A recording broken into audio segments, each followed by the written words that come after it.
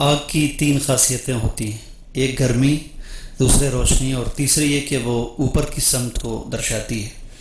تو کل ملا کے آگ سے ہمیں تین سیکھ ملتی ہے، پہلے گرمی، دوسرے اس کا نور اور اس کی روشنی، اور تیسری یہ کہ ہماری پرواز اوپر کی طرف ہونی چاہیے۔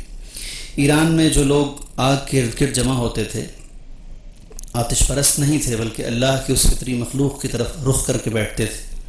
انہیں آتش پرست نہیں کہنا چاہیے، وہ اسی خدا کی پرستش کرتے تھے جو سب کا معبود ہے۔ انہوں نے آگ کو قبلہ نما جانا تھا۔ ہم مسلمان کعبے کی طرف رخ کر کے عبادت کرتے ہیں، تو کیا ہم اس پتھر کی پرستش کرتے ہیں یا اس کے پردے کی عبادت کرتے ہیں، یا جو مٹیریل اس میں خرچ ہوا ہے اس کی تعمیر میں، اس کی طرف رخ کر کے کھڑے ہوتے ہیں؟ نہیں، بلکہ ہم اللہ کی عبادت کرتے ہیں اور اپنے چہرے کو کعبے کی طرف کر کے تب کھڑے ہوتے ہیں۔ چنانچہ یہ خیال کرنا کہ قدیم ایران کے لوگ آتش پرست تھے، ایسا نہیں ہے۔